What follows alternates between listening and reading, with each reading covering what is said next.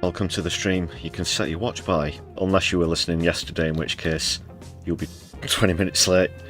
This is the Brews at 10 on my left eye. I'm your host Lefty. You're all very welcome here this evening. Thanks for joining me on the stream. Let's brew this thing.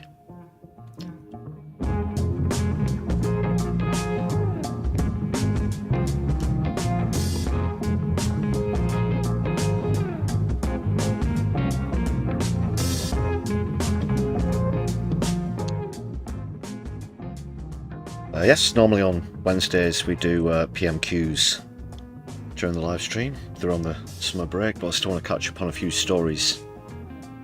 Yesterday's stream mostly taken up by those exclusive interviews. Hope you enjoyed those. If you couldn't join us, they're available to listen back. So if you want to hear Pete and Mosh's story about why they went and attended the protest at Parliament Square with Defend Our Juries on Saturday, check them out. And they're both fantastic stories. It was great to get two different people's point of views, perspectives, motivations. Do check them out.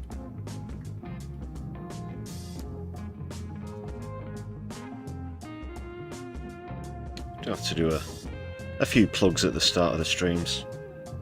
Please make sure that you've hit the thumbs up button and giving the stream a share around your social media. Hit buttons and all of that business.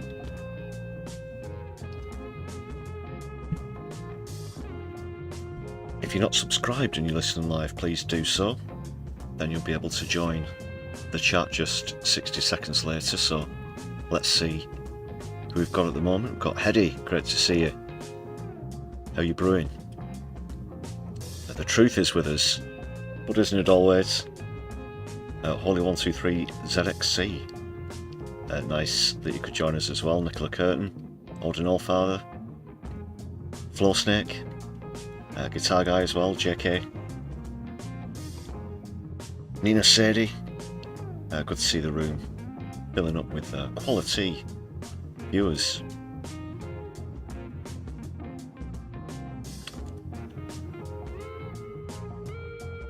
I see there's already a bit of a conversation going on about surveillance. Well, on the loose topic of surveillance, I do have some stuff on that coming up during the stream. Not with flagging cash withdrawals though, but with concerning facial recognition. Is that actually true? It's just the specific amounts in question, Nicola, and I know it's not April. It's Wednesday the 13th of August. Is Wednesday the 13th only unlucky in the Addams Family cinematic universe? I don't know.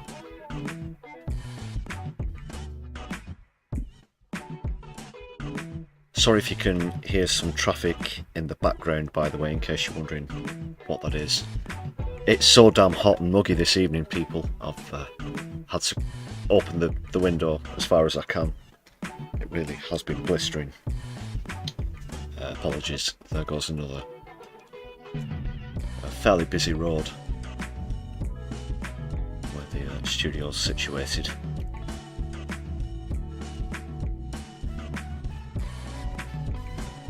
Anyway, great to see you all.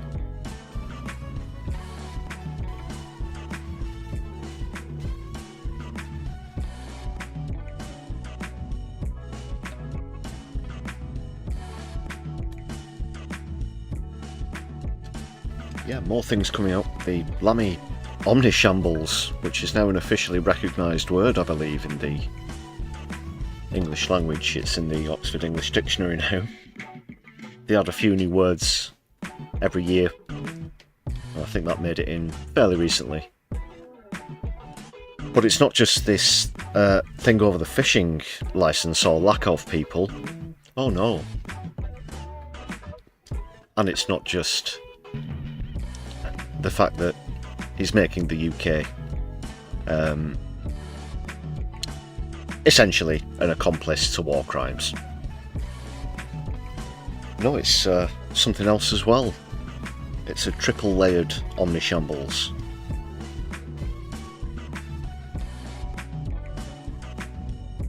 which I suppose by definition means it's everywhere, it's all present.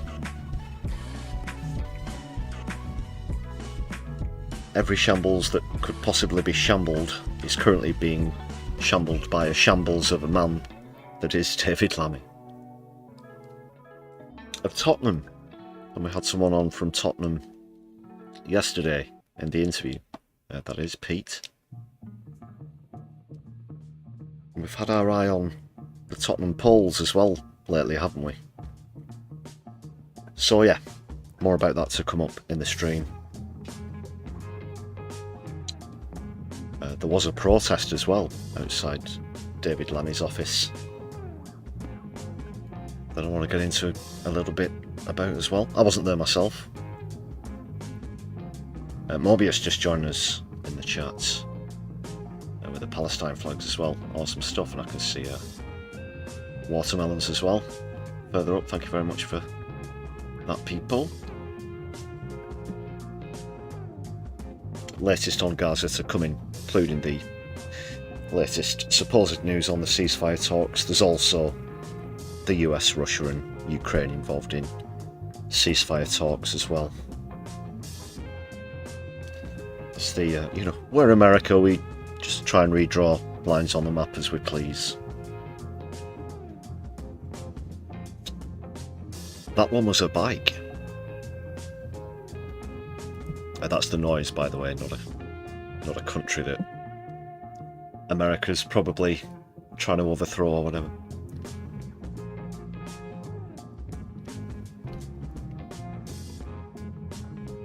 Yes, again, apologies if there's a bit of background traffic. That's probably the reason why we've had a few crashes and stuff on the broadcast software. So yeah, the equipment certainly doesn't like the heat.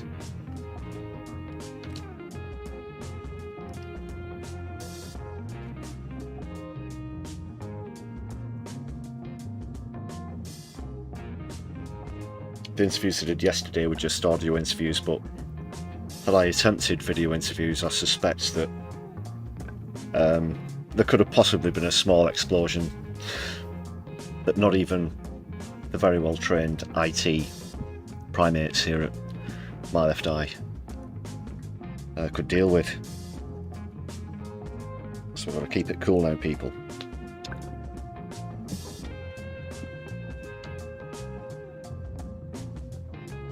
And it's high time I gave a shout out to the members as well.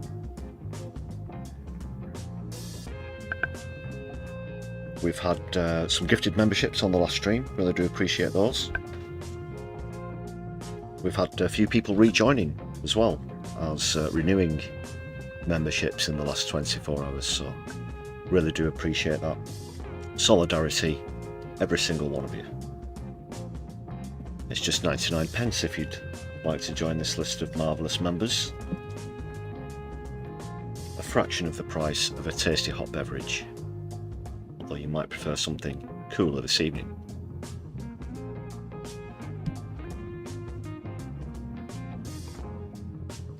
Well, that does remind me actually.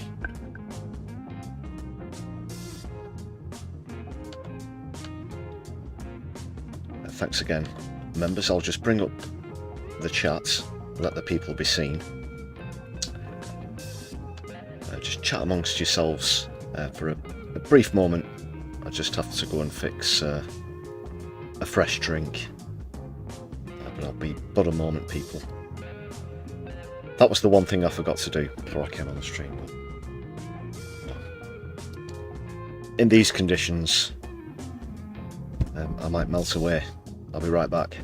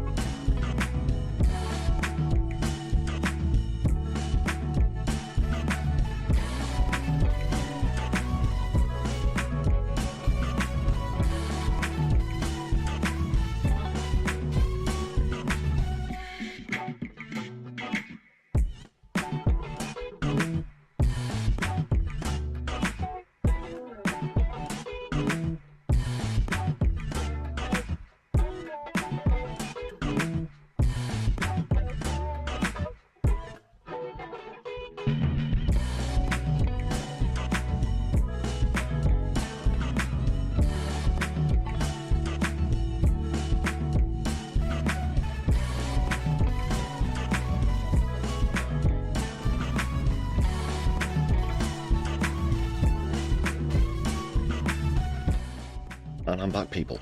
Thanks for your patience. We might have trained them to be able to do complicated IT repairs, but every time we've attempted to train the primates to bring us refreshments during the stream, it's, well, let's just say it hasn't gone particularly well, people.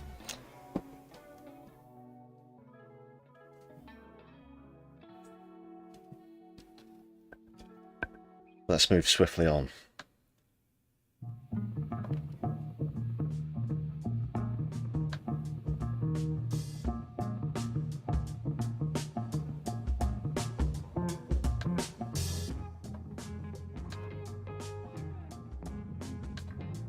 Yeah, so Lammy.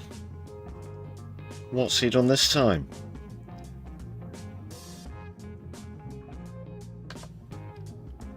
Well, it's been in the mainstream, obviously, this thing today. He had having a bit of a love-in with JD Vance at the moment, it's got to be said. Or he did, whilst Vance was visiting. In some very expensive locations as well, mansions and so on and so forth. He managed to get a bit of downtime fishing. Let's get over to the screen. Oh, apologies. Didn't bring up the membership goal after the members scroll. 94 out of 250. Thank you very much, everybody. Again, just a little bit underneath the 100 mark.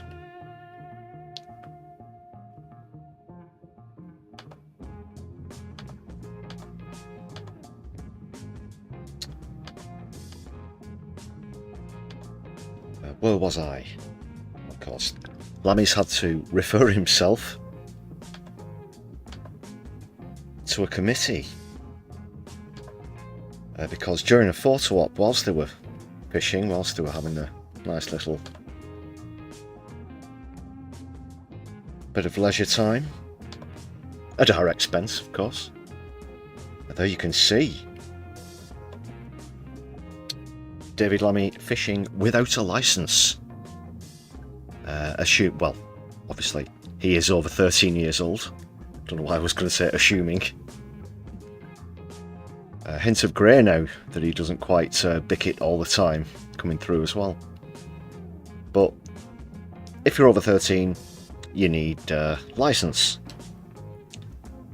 for the rods and so on. Them hooks be dangerous, you know. Obviously, because they're designed to snare fucking animals. But anyway, it's turned out to be a bit of a blunder. But they've tried to blame the oversight on an administrative error, according to this article. Jesus Christ, it's like the fucking NASCAR fucking rally going past. What's going on?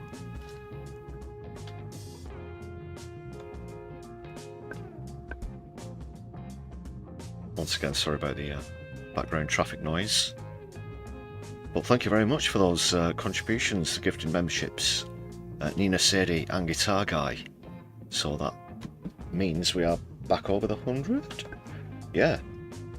Exactly 100. Marvellous. Big up Guitar Guy and Nina Sadie in the chat, please, people. Solidari-Tea for that.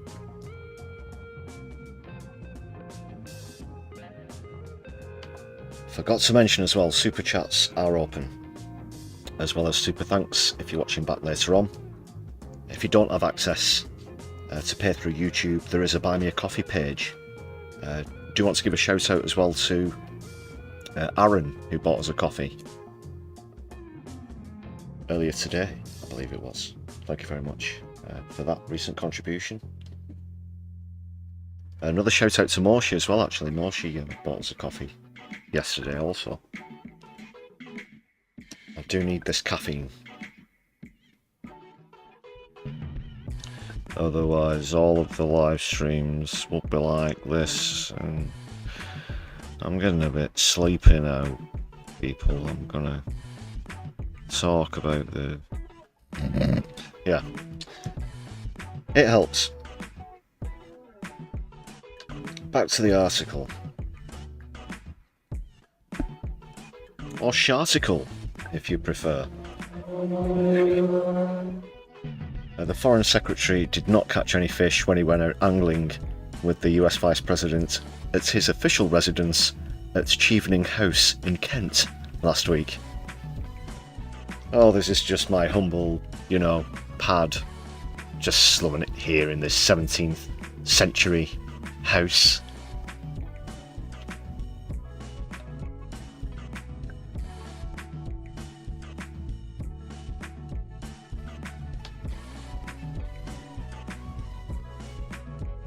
It's also not clear if JD Vance had bought a fishing licence.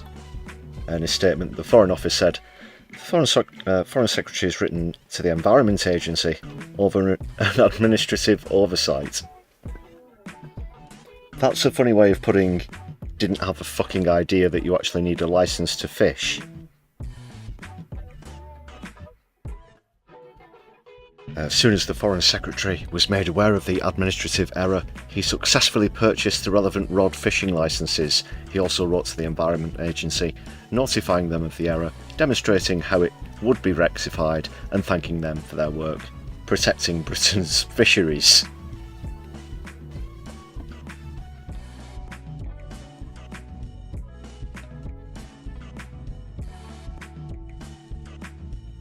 Now, this is stunned silence that you just heard there for a few seconds. I should explain though, because that relates to what I'm just about to go on. That paragraph there, I want you to remember that in just a moment, because the next layer in the Lammy Omnishambles surrounds a different story. But this quote, that particular quote, will be somewhat pertinent. And shown to be completely hypocritical. Just need to okay. So we thank the Environment Agency for their work protecting Britain's fisheries.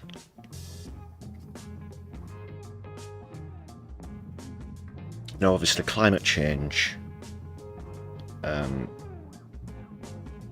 is going to have an effect on the fisheries, which is why I want you to bear that in mind, as well as the condition of our rivers and streams. I'm not an angler myself. Can't say that I ever have, can't say that I've ever cared for it, can't say that I ever will either.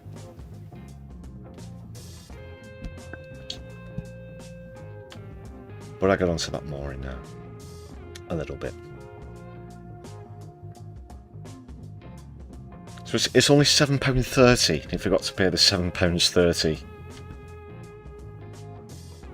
But it can incur a £2,500 fine. And they can also have their equipment seized. Well, speaking of seized, how about being complicit in seizing territory illegally? Why doesn't he turn himself into a committee for that? Why doesn't he, in fact, hand himself over and confess that he lied about the UK using spy planes on behalf of Israel, lied about weapons sales, lied about the status of the famine and the starvation, lied about the legal status, that is the G word, not just in media interviews, at the dispatch box, when he's supposed to be held accountable for every single word that comes out of his lobby-paid lips at that dispatch box.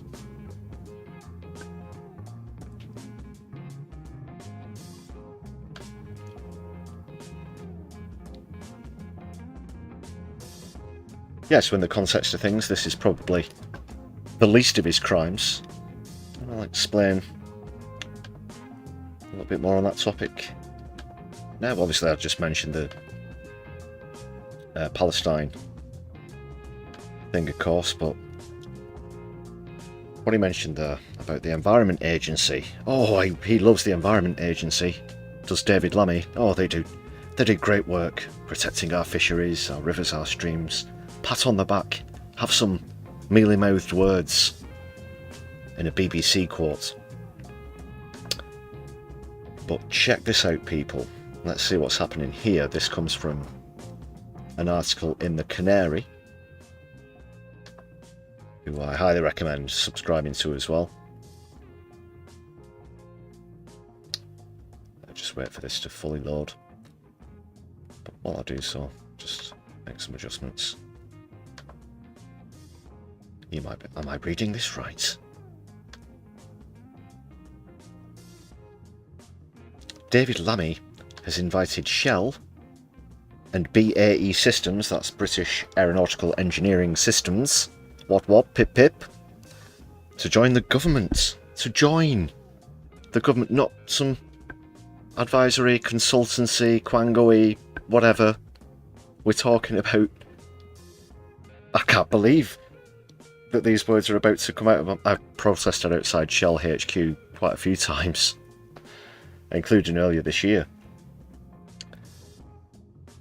And he wants them on board with the government. Should we get Ed Miliband to welcome them in? Hi,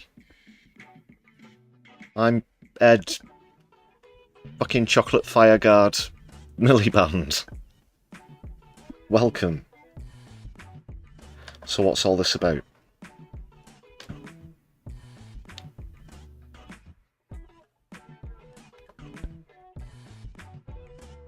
Foreign Secretary David Lammy is planning for staff from arms manufacturer BAE Systems and fossil fuel company Shell to join the government. He's now facing legal action from solicitors at Lee Day on behalf of the charity The Corner House, with the allegation of improper influence. Lammy's scheme would not only bring in corporate staff to government, it would also embed foreign Commonwealth and Development Office workers with those companies. Lee Day has written a legal letter that claims the plan could be illegal and in breach of the government code. Co-founder and director of the Corner House, Nicholas Hildyard, said the scheme cries out for judicial scrutiny, seconding employees from powerful employees from powerful corporations to the Foreign Office or other ministries and vice versa is a recipe for potential serious conflicts of interest. Both Shell and BAE Systems have been accused of human rights violations in the past. Yeah, no shit. Shell are one of the world's biggest polluters. This alone places them on a collision course with the government's stated commitment to upholding human rights and international law. These companies have more money than they know what to do with. They've actually said that themselves. It wasn't specifically Shell that I'm referring to, but there was a direct quote from the director of British Petroleum, who said that they have more money than they know what to do with. So I guess they've just chosen to continue lobbying politicians, and in this case that's managed to get them a seat right at the table. Why not just cut out the middlemen, cut the bollocks? They already have so much influence over the government, they might as well be part of it.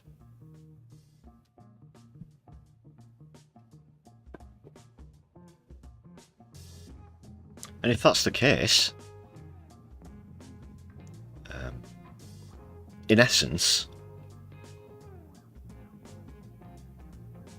if you think about the optics, obviously, this could be a bit of a backfire. For many reasons, obviously. It's not a good idea. But let's say that even though they have these positions, that'll just make it official. They'll still have the same amount of influence as they used to. Like I mentioned, they're just cutting out the middleman or middlewoman or middle they them. Whomever it may be.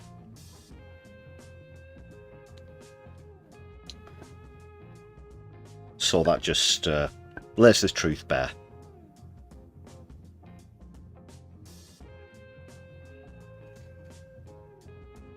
Have you ever seen a meme or I can't remember if it was a post, it's years old now. I can't remember which platform. But it says that politicians should wear the sponsors' badges on the suits, you know, like sports stars do, racing drivers, that kind of thing. You look at Formula One, you know, the cars and everything. Any square inch that could fit a corporate logo on has a corporate logo, you know.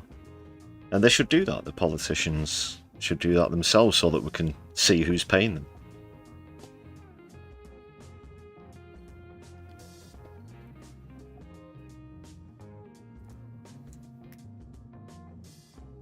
Same way when Trump was inaugurated.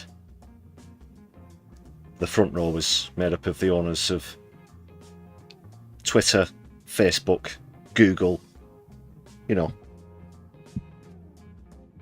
It's just right there. They're almost mocking us for doing it in our faces and getting away with it. Or at least that's the way I see it. You let me know the way you see it in the chat, people. Always do appreciate your feedback. Just make sure that that chat is running nice and smooth, by the way.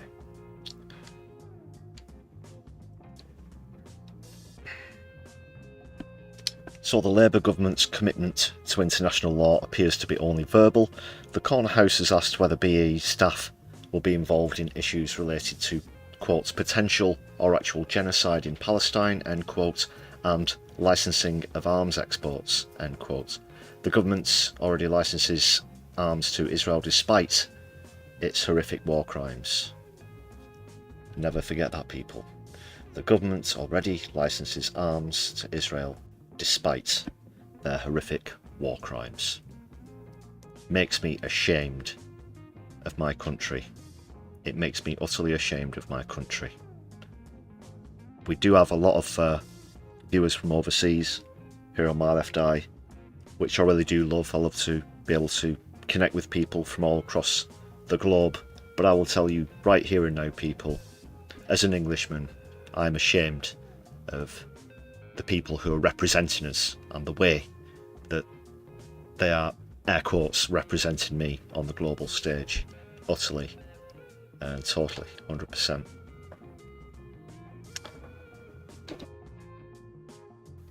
Just skim through a little more of this article.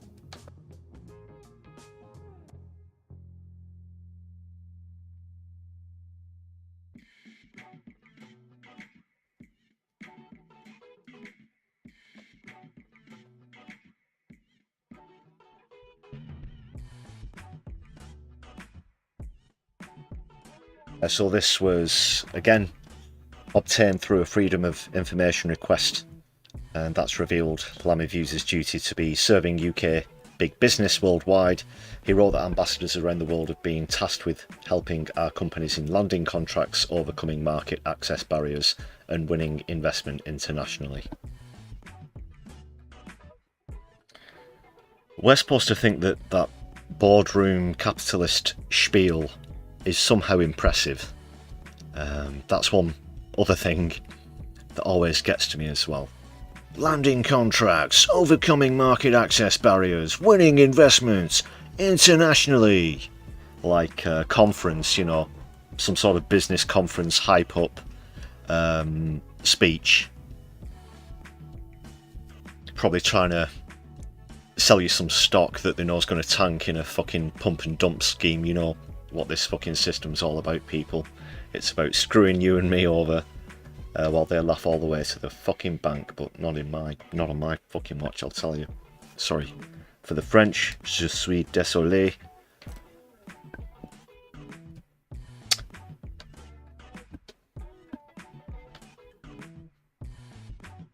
In the same letter, David Lammy wrote, I believe that the FCDO and Shell have a strong shared endeavour in trying to interpret and navigate the fast-evolving geopolitical context.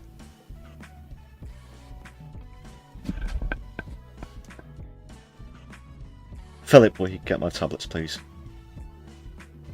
Quickly, What kind of sentence is that?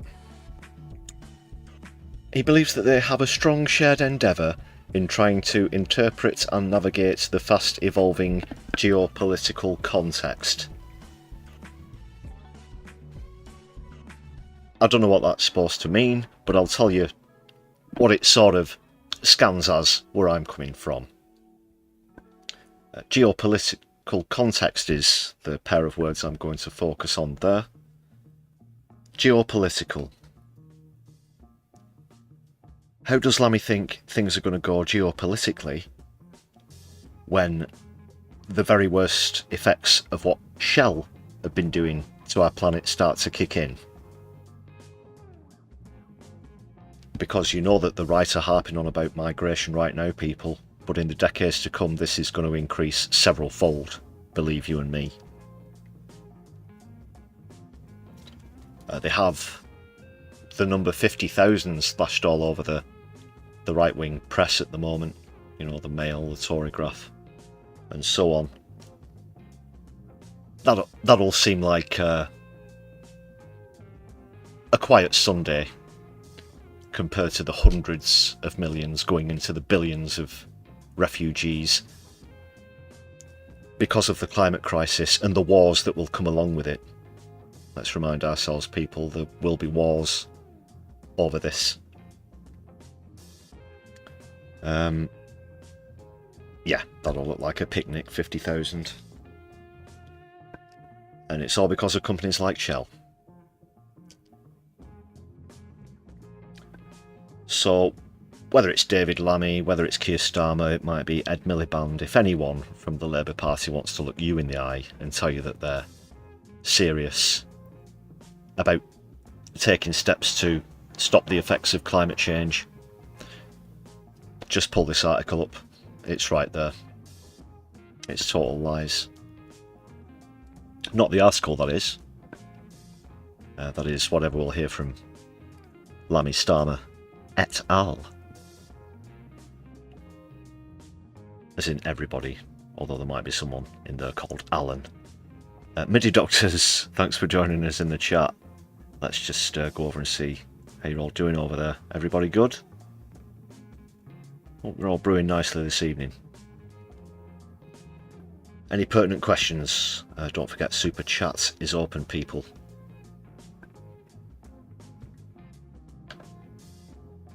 Do my best to keep the chat as well as the articles and stuff.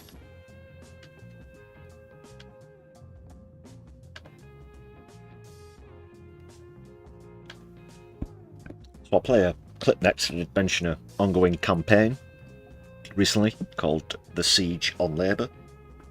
And this involves protests outside of MPs' offices with some specific targets, including David Lammy himself. So we're going to take a look at some of the footage from a recent protest there.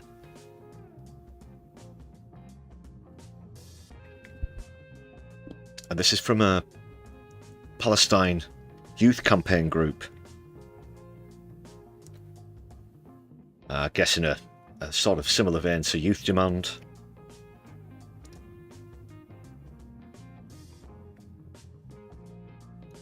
Because when you think about it, anyone who's, say, college, university age right now, you know, they're coming into the world, and wouldn't you know it, the first thing that happens, well, everything is fucked. Even if you do land a job, you probably won't be able to afford the cheapest house in the country, or perhaps even a one-bedroom flat. Who knows? 50% of the staff of Tesco's are also on benefits, by the way. The planet's fucked because people like Shell, BP, ExxonMobil, inactive governments, deregulation.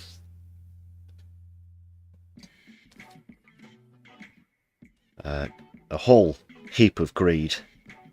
So yeah, good luck. No wonder young people want to protest. And one of my most recent protests was with Youth Demand. And that is exactly why young people are taking to the streets. We also heard from Moshe yesterday about why He took part in the Defend Our Juries protest on Saturday.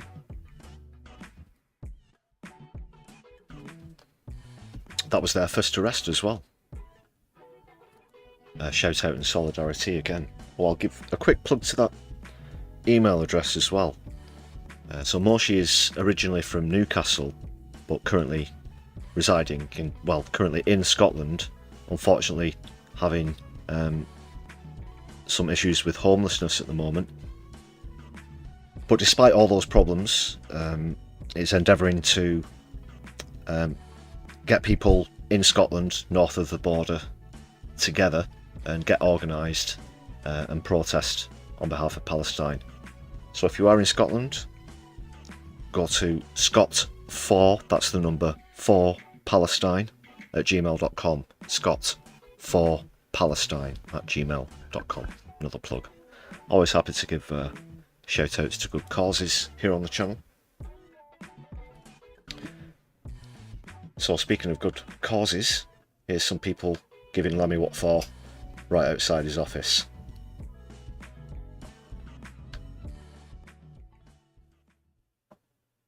So we call for 1. An end to British RAF flights over Gaza, which are gathering intelligence for the IDF. 2. Demand that the Labour government use all levers of power to force aid into Gaza. 3. David Lammy resign as Foreign Secretary and MP for Tottenham for lying to the British public. And 4. A full and permanent arms embargo now. This isn't just immoral, it's illegal.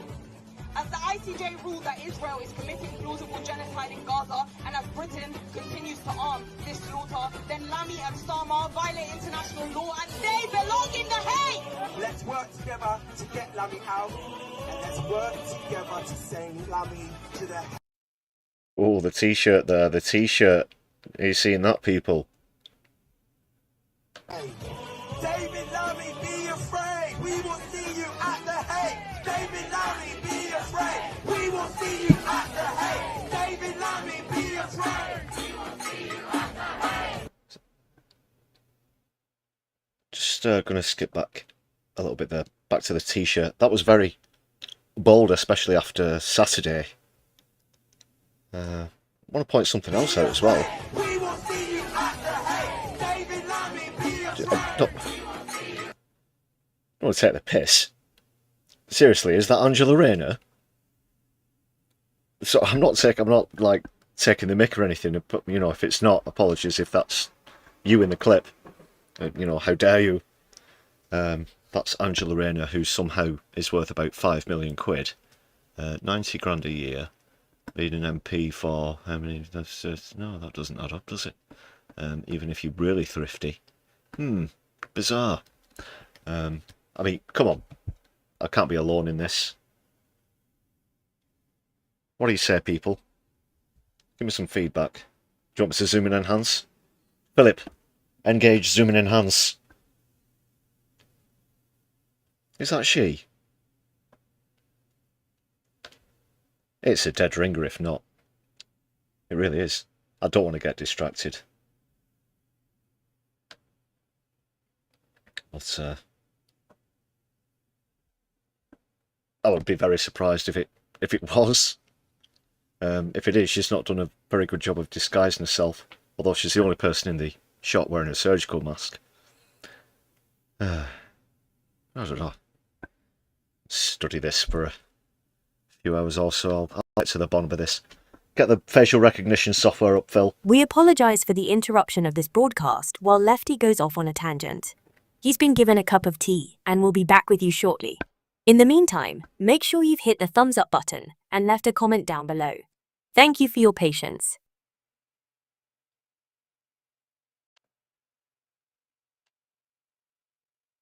No, of course it isn't. It's just a lookalike. She'd get sacked on the spot if she went to anything like that, surely.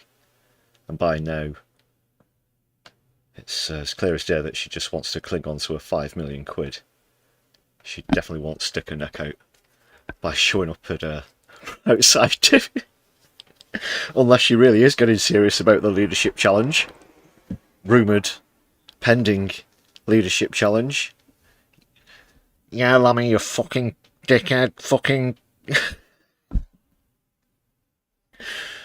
Maybe that's what's going on. Oh, that's it. That's the end. Siege on Labour there. I'll try and keep you posted on their progress. Shout out to Siege on Labour for that good stuff. Non-violent. Direct action protests again. Of course. That's her. She's going to pull out a banner or a placard that says Lammy out, Rainer in.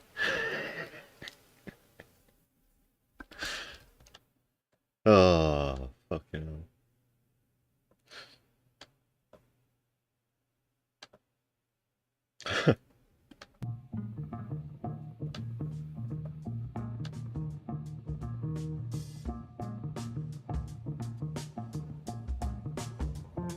I'll move on to a different topic now. That's it for the triple layered David Lammy Omnishambles. What do you think, Rick? Good assessment.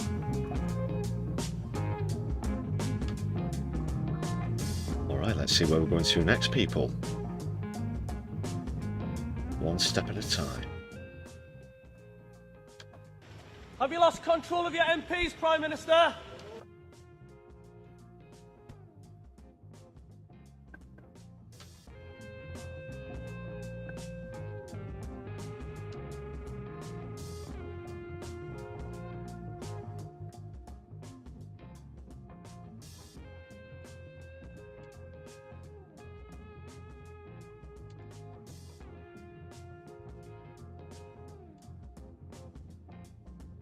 I'll get into the Gaza ceasefire talks very quickly. There isn't that much to say at the moment. I know that in the news all the focus has been on the Russia-Ukraine ceasefire talks. It's just that this article, okay, it's another Beeb one, but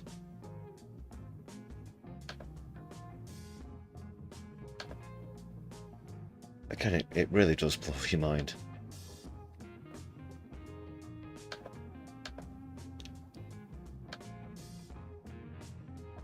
Apparently the talks are going to focus on releasing the hostages all in one go.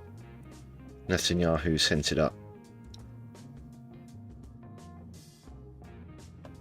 The plan previously being pushed forward was a 60-day truce and partial release of living hostages.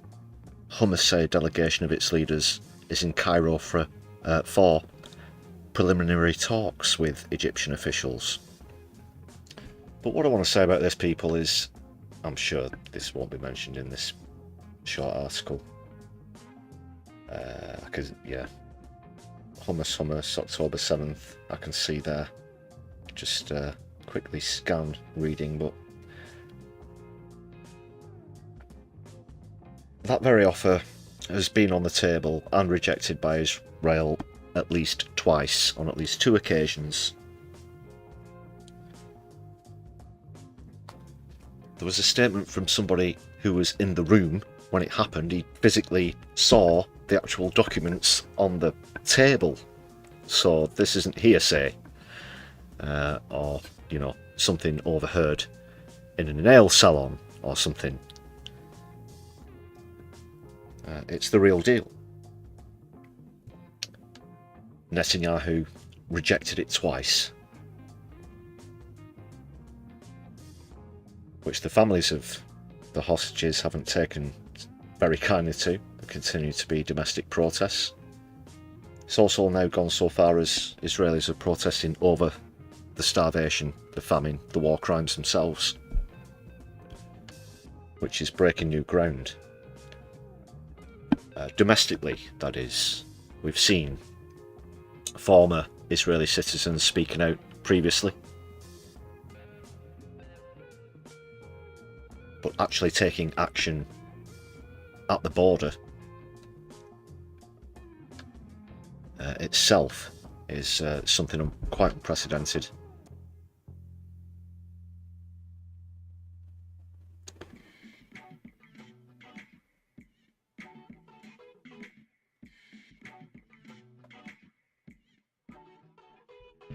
Those two rejected offers, by the way, also put on the table the offer for Hamas to step down in governing Palestine. However, Netanyahu's insistence that Israel should immediately take over has been rejected by all. He made a bullshit claim that there was a group or various UAE countries, for example, that were going to take over, but that turned out to be every single one of them denied that. Jordan, Egypt, Saudi Arabia. He was making it up as he goes along.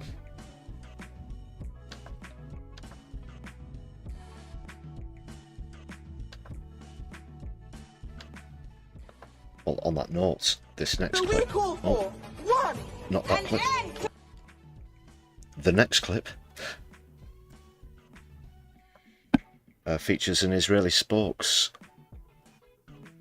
on LBC with Nick Ferrari, and this concerns the murder of over 253, I think it is, journalists, including the 5 who were in the news recently. Israel again are trying to claim that they're all Hamas, they're all air quotes legitimate targets.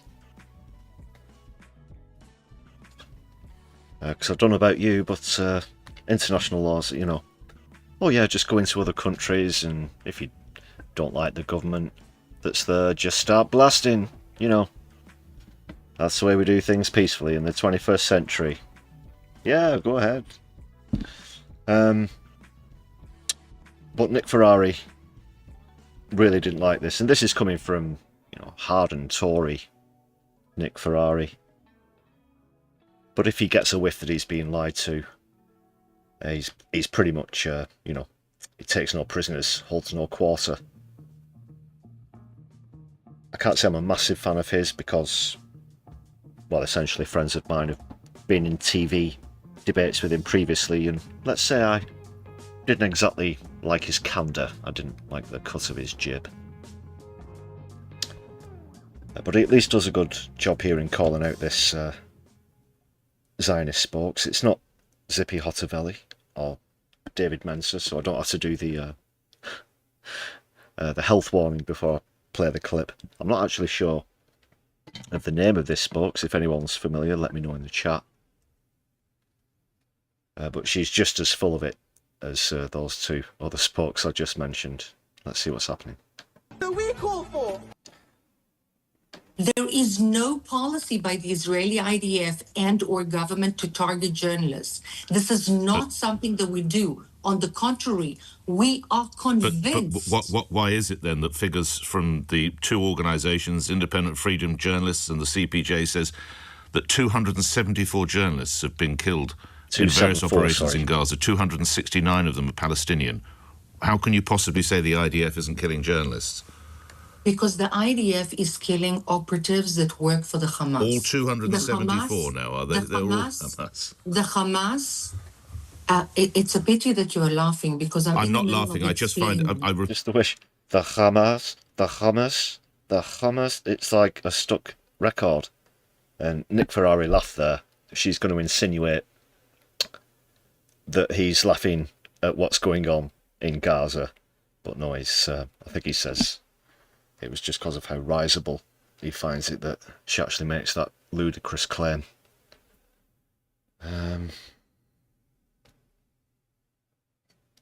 They think it's essentially like a magic spell. They think, you know, they say it over and over again, whether it's about a journalist, a child, a woman, a hospital, a school, a refugee camp.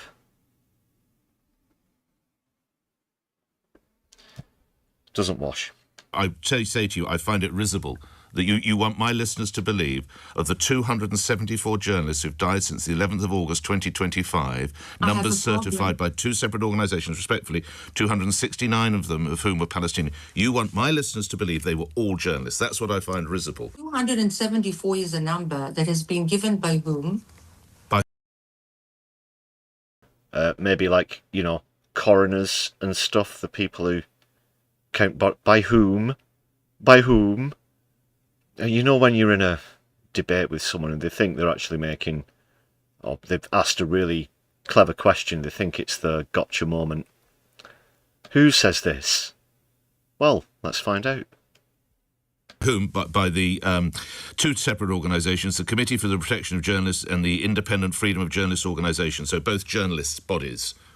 Both independent journalist bodies say that. Okay, so those journalist bodies, they're lying as well, if they give the Ruth? names, if they... Why are you putting words in my mouth, may I ask? What, Did I say that? Because you've... Because your whole shtick, as well as Zippy Hottervelli, David Mensa, all of them, Levi as well, it's just copy and paste. It's repetitive, very easy to predict, as Nick Ferrari's pointing out here. You go through the method by the same playbook every single time. Every single time it's exactly the same. Because these people don't give the rest of the world any intellectual credit whatsoever. I guess that's kind of mixed in with the sort of Zionist, what's the word I'm looking for? Ideology of exceptionalism, that they have some sort of exceptional intelligence that comes with it, you know, rather than looking like the bunch of psychos that they actually are. Disputed every single figure that's been put I've forward. not disputed. I am saying you disputed a fact, Reporters Sans Frontières. I would imagine you will dispute these two. So that's three separate organisations that put these figures out, Ruth. Well, three. It's Ruth somebody. Sorry, the name is in there at the end of the interview. Well, the clip of the interview, I should say. Not playing the whole thing. Oh, there you go. That's the latest example. What can you say?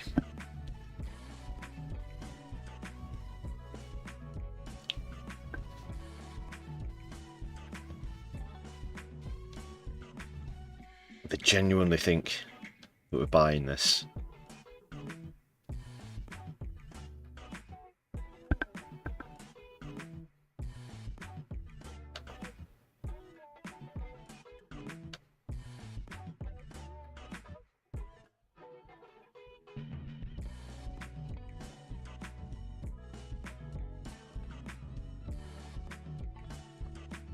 I don't know, they have deliberately targeted journalists, they certainly have. Even, you know, attacks during live broadcasts that we saw during the 12-day exchanges with Iran.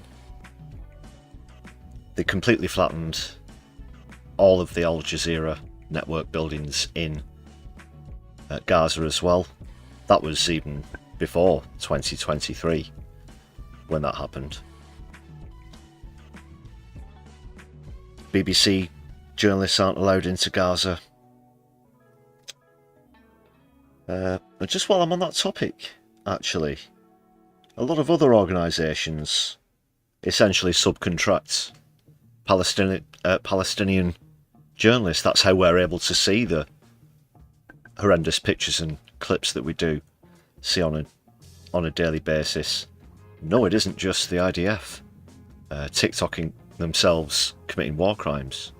There are journalists in Palestine, but officially they're not allowed in. But the BBC choose not to use these subcontracted journalists. But Sky News do. Other mainstream bodies do. And why not the BBC?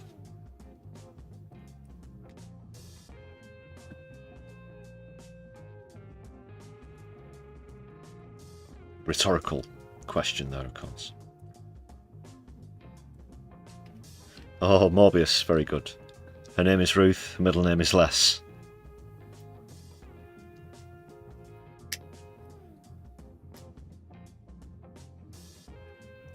Good punning though, we do like a good pun here on the Brews at 10. Gwynedd, good point there as well. She's clearly not Middle Eastern, but obviously European.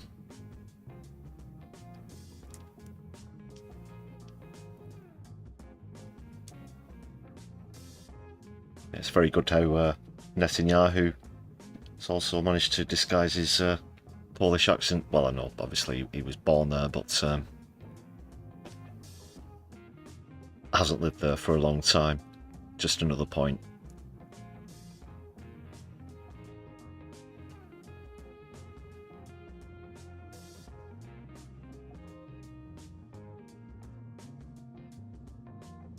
Al Jazeera English is running out of journalists. Good point though, guitar guy.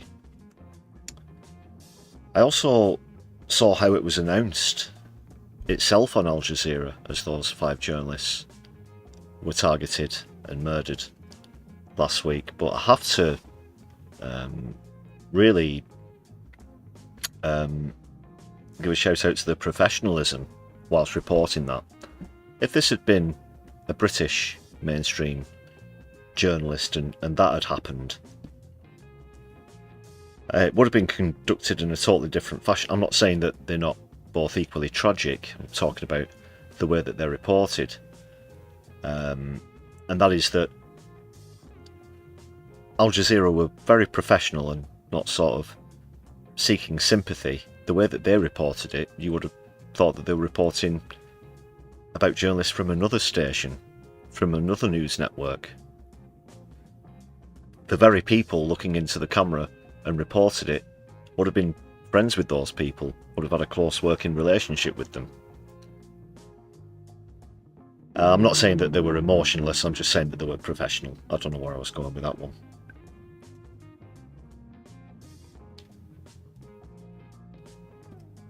Just something else. My left eye sees things others don't, you see.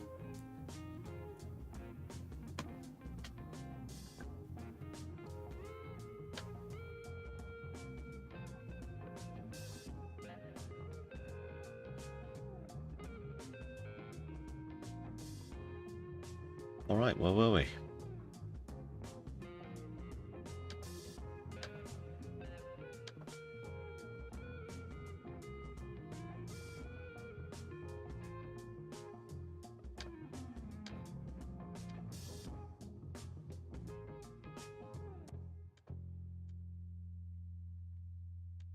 Yeah, back to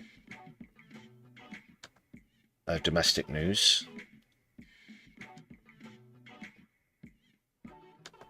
On something I mentioned earlier in the stream. Government and police surveillance, people. You might remember that I mentioned in the interviews I did on yesterday's stream that apparently facial recognition software has been allowed access to people's passport photographs to create a database of profiles, because it's all about profiling and databases these days, people.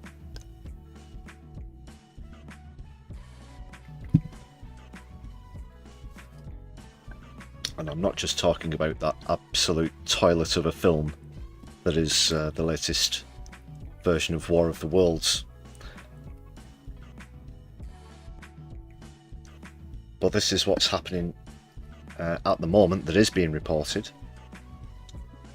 More facial recognition vans will be rolled out across 7 police forces in England to locate suspects for crimes including sexual offences, violent assaults and homicides, the Home Office has announced.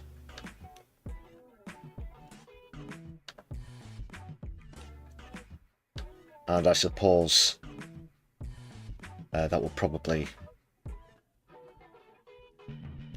further down the road mean, you know, the T word, which means octogenarians sitting on the lawn at Parliament Square.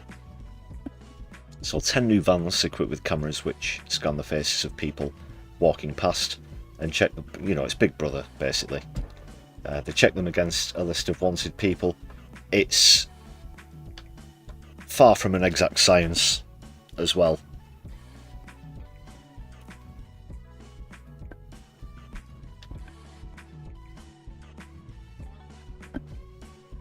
It creates a lot of false positives, there's a lot of mistakes, and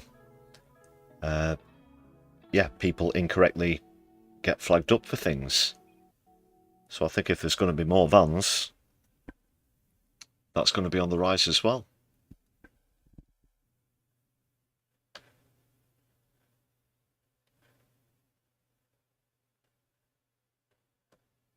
Big Brother Watch is bringing a legal challenge against the Met's use of the technology alongside Sean Thompson, who was one of the people wrongly identified by an LFR camera. I think there's a link to a separate article there actually. Let's have a quick look at that, just to cite an example of what I just mentioned.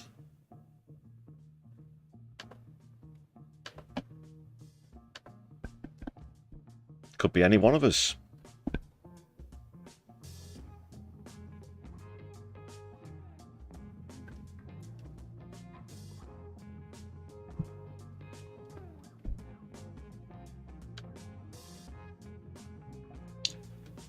So that is Sean Thompson. He was stopped by police in February last year outside London Bridge Tube Station.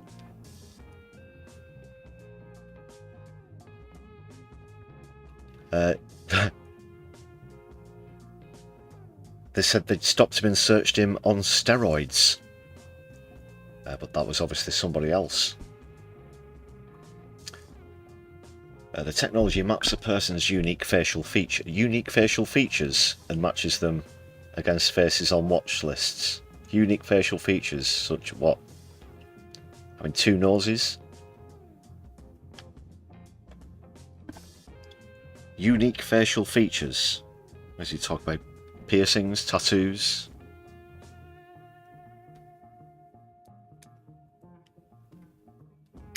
That was a theory that most, if not all of us, do have what would be seen as a doppelganger somewhere else in the world, at least one.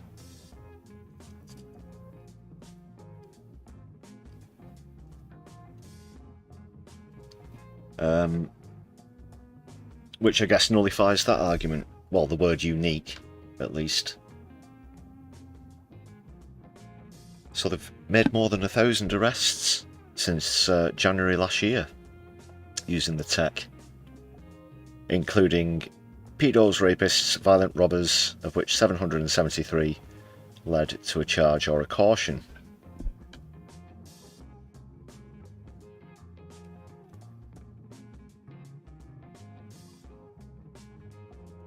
But we see how things like this begin,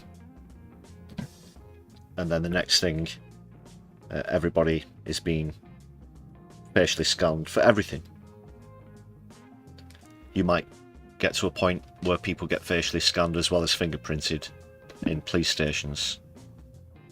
Well, I know that that's what organisations like Big Brother Watch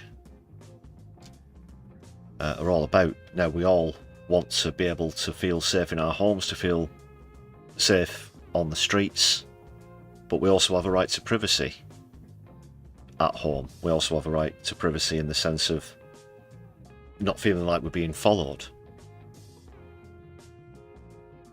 Now, we already have issues with software on mobile phones, cookies and whatnot, phones that listen to you. If you went and bought a brand new mobile phone from whatever outlet today, created brand new social media accounts, so on and so forth, you weren't posting about, let's say, I'll just pick two random topics. What about fishing?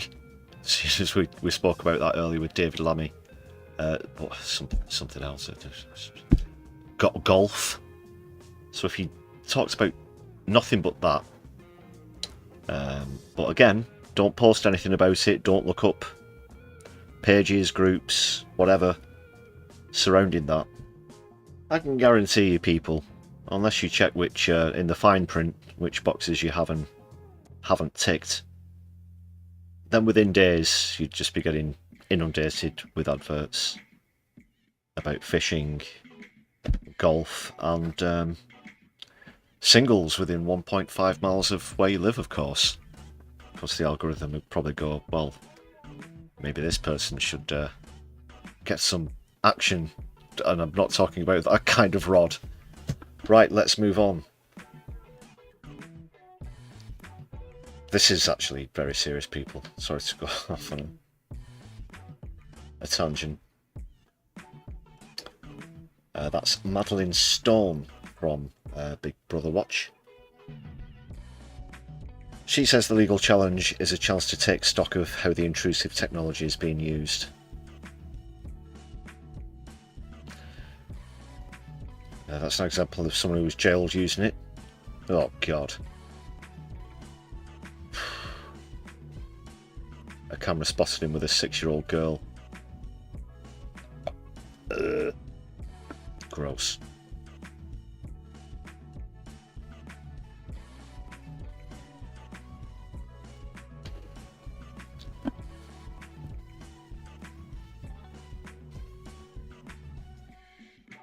Please share your thoughts with me on this issue about government and police surveillance. Make sure you've hit that thumbs up button as well on the stream, people.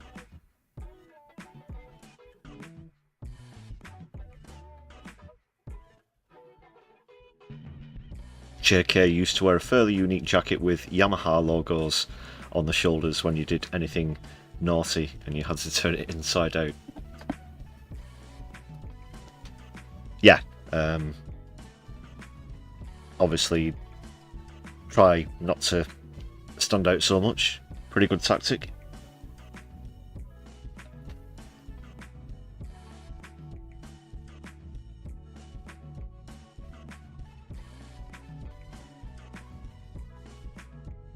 Oh, good notification.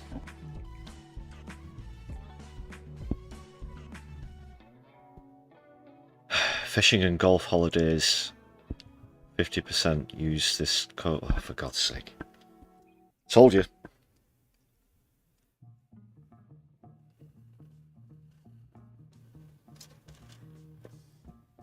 Actually, JK, something that has come up in discussion, should we say, within JSO, Youth Demand, Defend Our Juries circles, is some people do have very unique features. It might be hairstyles, or, you know, bright coloured hair, or I'm just thinking off the top of my head here. Things that make them essentially stand out, which are difficult to conceal. That is something that does come up in protest.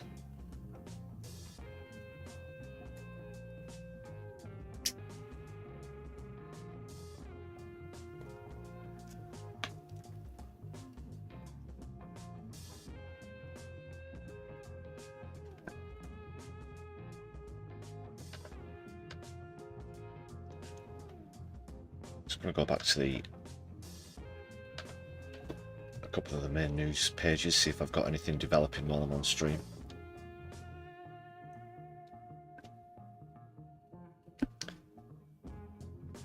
I can see there's talk of Russia in the chat. I will say a quick thing on the ceasefire talks. Only that all we've heard so far are people's hopes and aspirations about the outcomes. Donald Trump has laid a short timeline of what he thinks will happen. That's going to turn out probably to be about as accurate as a plumber's estimate. He'll get it wrong, then claim the plaudits, or try to claim the plaudits. So there's just been a few phone calls. Very, if any, very little progress.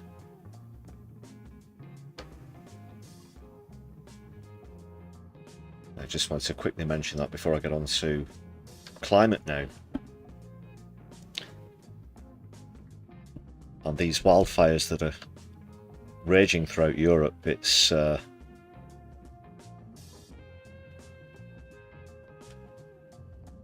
unbelievable. Greece again. I think even just shortly after this channel was set up, the wildfires in Greece were raging, and that was one of the early things that we're reporting on. And now it's not just Greece, Spain, Italy, Portugal, France.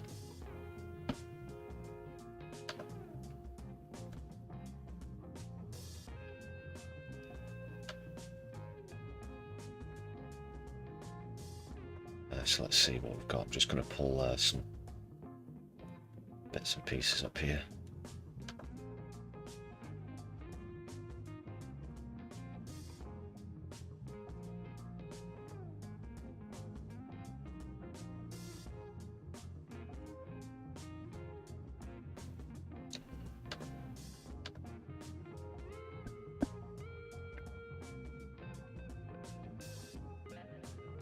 Oh, what the fuck? Oh, it's fireworks. Sorry. So I stood out the window. It's fireworks. Fucking 11:15. Well, it's, yeah. Let's not forget, folks, this is Manchester. It's not always a celebration.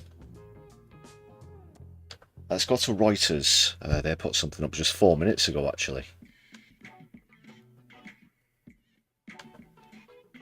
Reporting how this has been accelerated by heat waves and strong winds as well. It's one thing that is making this particularly bad. It happened during the Canada wildfires last year as well, as in America.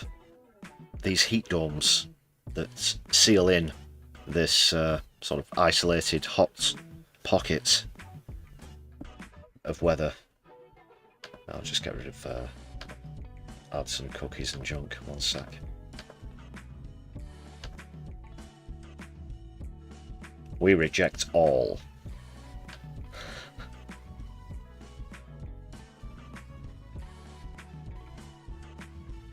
Ooh. Some of these numbers are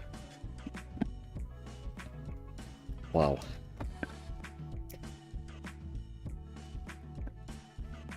Hold on to your butts, people. This is the 21st century.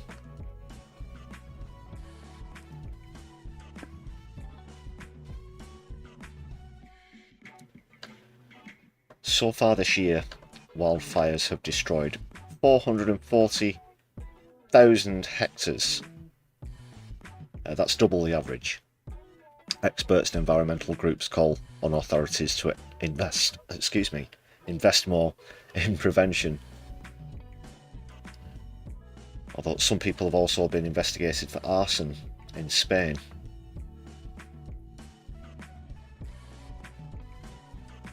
So that's 1,700 square miles so far.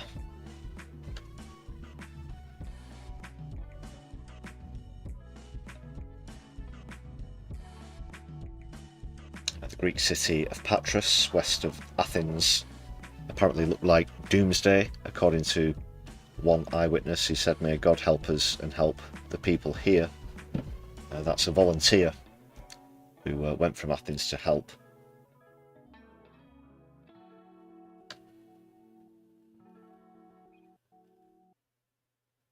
Small town, just 7,500 people roughly.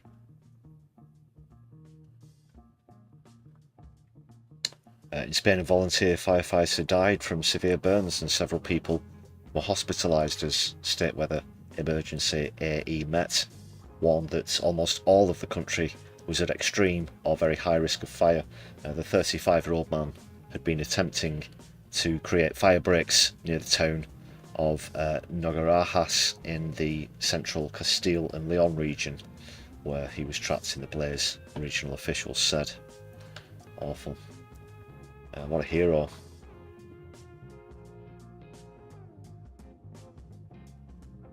That's tragic.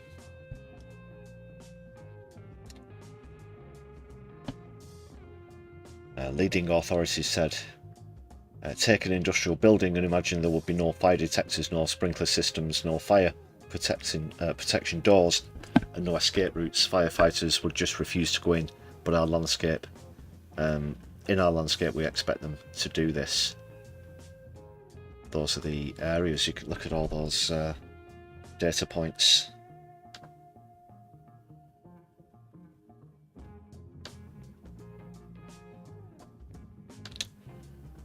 No, Europe hasn't got a chronic case of acne. It's climate change.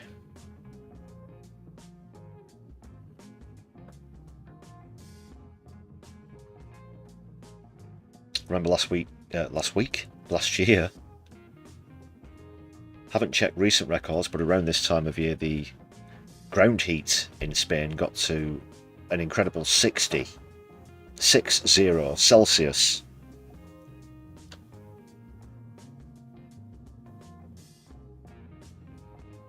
And themselves, Portugal and Greece seem to be bearing the worst of the brunt at the moment.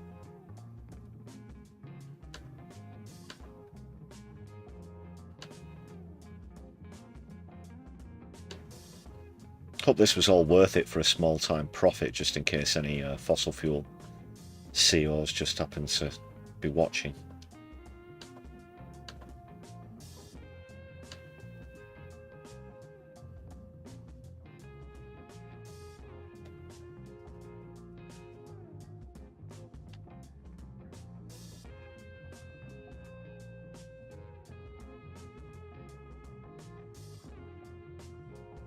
Just a little bit about these allegations of arson with some of the fires, we should say.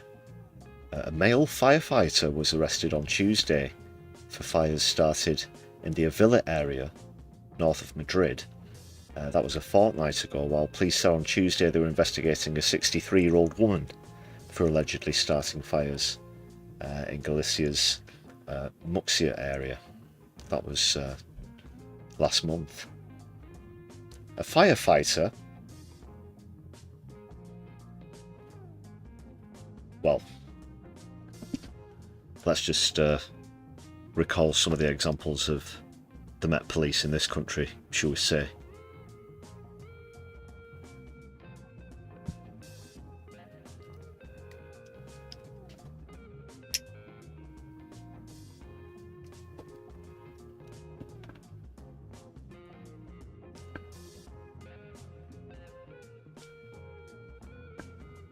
And the Pope had to move his weekly audience, apparently, to an indoor venue. 39 degrees in Florence. Ooh, 39 in Firenze. 39. Yeah, I have mentioned previously, now in the 2020s, there's an annual, not a mass migration, but significant numbers of people at least move from the south of Italy and Sicily, which gets even hotter, either to the extreme north of the country. Some of them even spend the summer in Britain, even though it's very hot by our standards. It's at the moment not quite 39. We got to 34, I think, one day last week, didn't we? Or one area did. Ironically, today the hottest weather's been here in the north, in Greater Manchester, Lancashire and Yorkshire.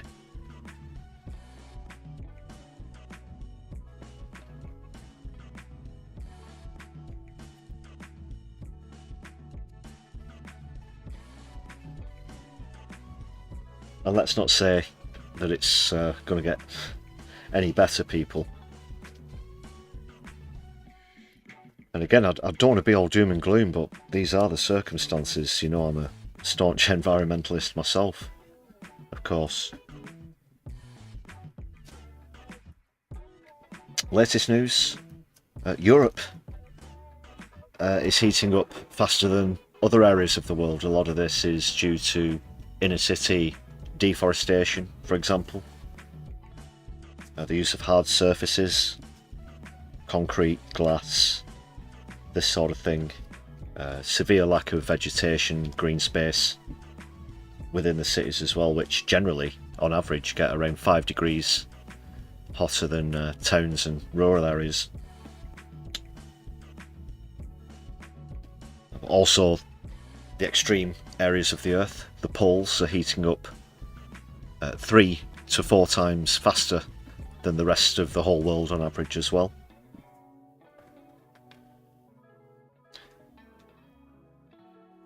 And we keep hearing those kinds of headlines. Faster than we thought, sooner than we think, worse than previously imagined, in the subheadings and so on, or the titles as well. Do you know what I'm saying, people? There is positive ground being made in the solutions. They are there. A lot of them have been there for a while, and a lot of very clever people have put a great amount of effort and work into what they do, whether it's research into new technologies, whether it's research into chemistry,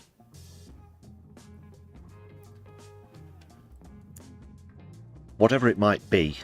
Without the political will to imply it, then it's a complete waste of talent, a complete waste of genius in a lot of cases, when you see some of the tremendous work that's now being done with solar power, for example. New ground being broken in the efficiency of that, including how it has increasing domestic application as well. And I wasn't joking when I said on previous streams about people, instead of you getting bent over a barrel by an energy company, they'll be buying from you. They could potentially be buying from you. Instead of bills, you'll be getting invoices.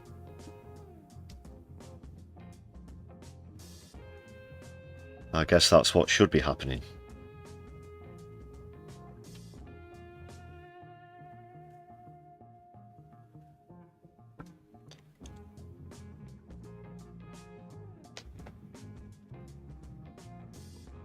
There was another thing I wanted to mention there. Oh, yeah, with records and so on and so forth. Ocean temperatures also rising at a very sharp rate. In fact, that's actually bringing some even subtropical species further afield. This isn't a good thing. Obviously, so many ecosystems are going to be affected by this. So many species are going to be lost. That is, again, itself at an exponential rate, the amount of extinction, the number of species currently under threat or that are being lost. And I guess just one final one, stat-wise. The coral reefs, the predicted longevity of coral reefs just gets stripped further and further back every year as well.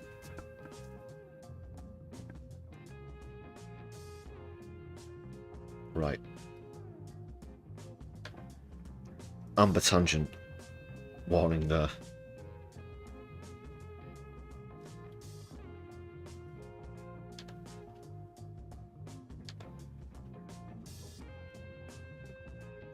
But this is the future that we face here in the United Kingdom. If we don't act now.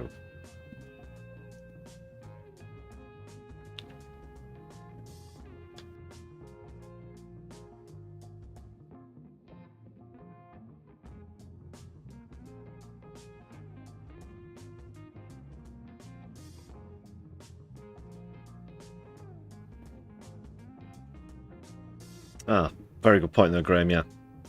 We are lucky to be positioned where we are in this temperate zone in the United Kingdom in many ways.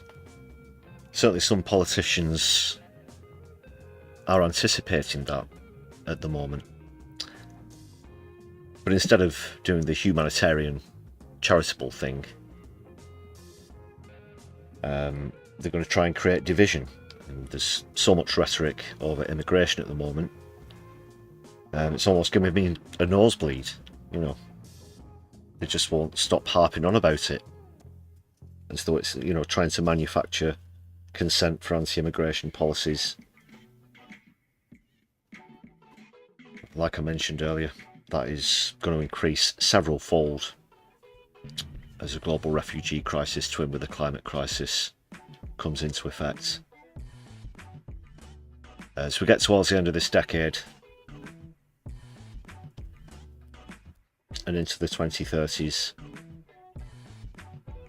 some seriously heavy fecal matter could be coming into contact with the fan. Well, could be, he says optimistically. It's not just those stats that I mentioned that keep me awake, people. It's a lot worse than that, believe me.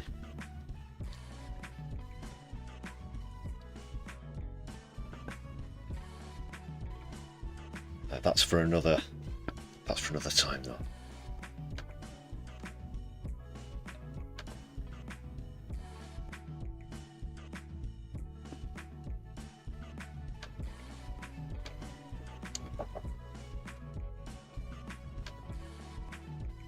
Speaking of time,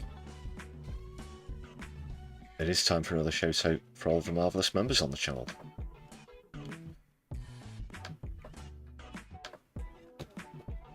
Exactly 100 now. Thanks a lot for the gifted memberships so far on the stream, really do appreciate those. And a reminder, you can join this list of marvellous members for just 99 pence. Fraction of the price of a tasty hot beverage. You can also use super thanks if you're watching back later. There's a buy me a coffee page in the description of the stream and the channel, and you can also give us a thumbs up and share content around your social media if you want to help out the channel in that way. Thank you very much, everybody.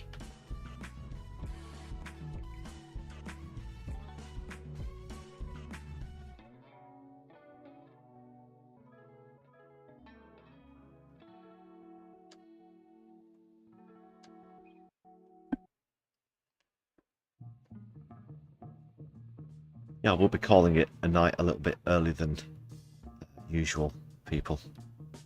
So it's been a long day as it is, and didn't get a lot of sleep last night in the humidity.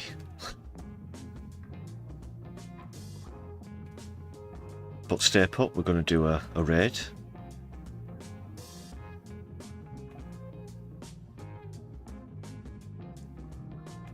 Where are we going?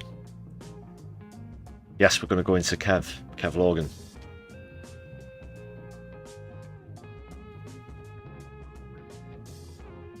Great channel, based in the West Midlands. I'm sure most of you are very familiar with him already. But do give a thumbs up and a shout out when we get over there in a few moments.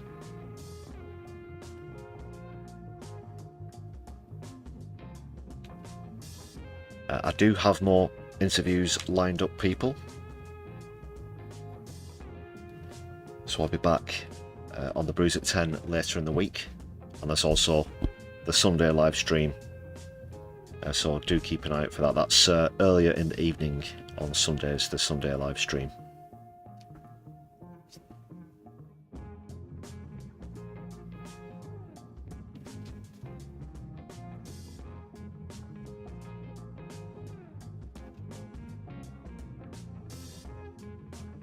Two quick plugs as well. Three, in fact. First one to Graham Turner for the super chat there. Thank you very much. Solidari-Tea, Free Palestine. That's big up Graham in the chat, people. Show some appreciation. Thank you very much. The second plug. It just came out officially. Officially today. About the follow-up protest to the one that took place on Saturday, the next Defend Our Juries protest at Parliament Square, which they're hoping to get 1,000 people possibly even yours truly, either in one guise or another, one form or another. That will be on September the 6th, that's a Saturday again. So that's 3 weeks on Saturday.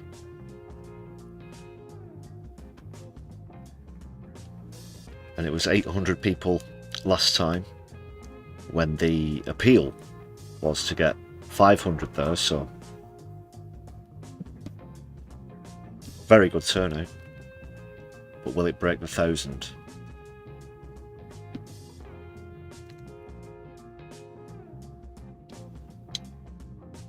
So there was that plug, as well as this one. I'm going to play again. It's one I've played recently on the stream. It's something pretty good, pretty big that's going to be coming up here in Manchester in a couple of months.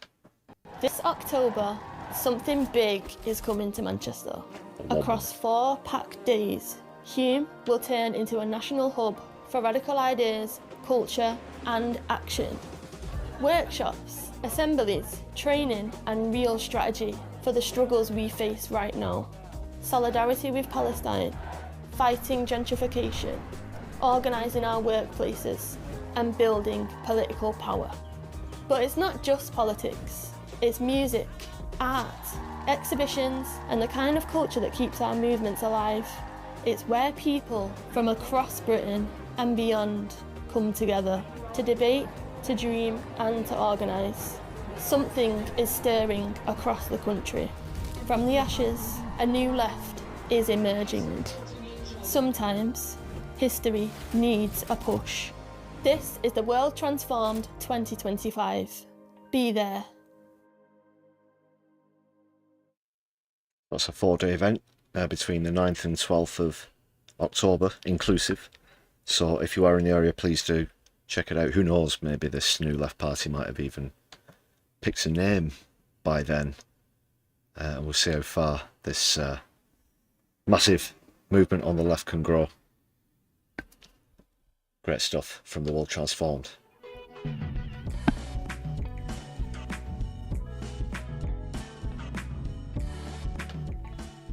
So that will be it for this evening's live stream.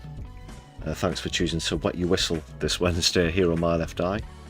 We'll be raiding into Kevin Logan in just a few moments. Please do join me over there. But if not, take care everybody. My Left Eye will be seeing you soon. Free Palestine and power to the people.